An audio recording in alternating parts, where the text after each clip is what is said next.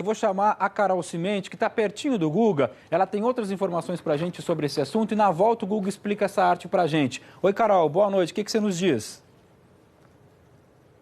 Oi, Marcelo, boa noite a você, boa noite a todos. Olha, a gente já tem a confirmação do governo iraniano de que esse é o início, então, da retaliação depois do assassinato do general Qasem Soleimani. E a gente já tem a confirmação de que a Casa Branca já está acompanhando tudo o que está acontecendo na base aérea de Al-Assad, que fica no oeste, então, do Iraque, que é uma base aérea que o próprio presidente americano Donald Trump já tinha se referido a ela, lembrando aos iraquianos que não pretendia retirar as tropas americanas de lá, porque essa base aérea custou bilhões de dólares para ser construída e para ser ampliada nos últimos anos.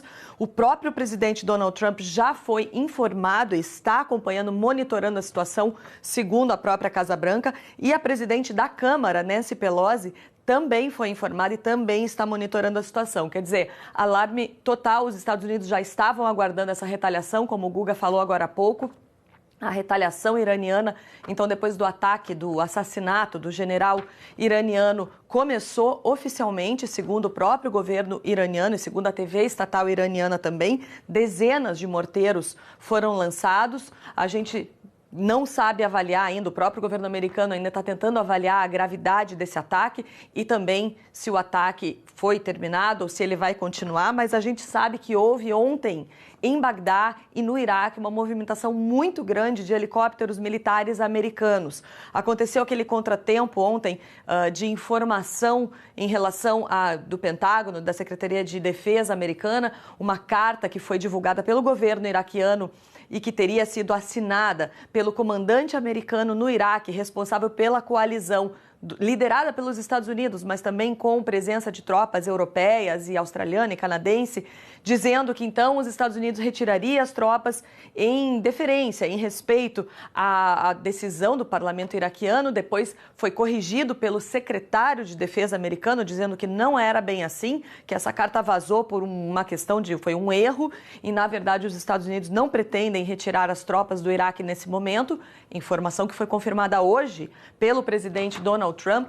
Ele disse que os Estados Unidos vão sair do Iraque em algum momento, mas não nesse momento, e inclusive ele falou que seria a pior coisa que poderia acontecer para o Iraque nesse momento se as tropas americanas deixassem o país nesse momento, então confirmando que as tropas americanas permanecem lá. Mesmo assim, a gente acompanhou, a gente sabe que houve um movimento muito intenso de helicópteros dos militares americanos ontem, com retirada de soldados de Bagdá, se movimentando tanto para outros países, como o Kuwait, como também para outras bases ali no Iraque. A gente não sabe informar se essa base de Al-Assad, que é a principal base americana no Iraque, se ela foi mais esvaziada ou se ela, na verdade, foi se aumentou o número de militares presentes nela nesse momento. Mas a gente tem essas confirmações, então, que a TV estatal iraniana diz que realmente se trata de um ataque iraniano.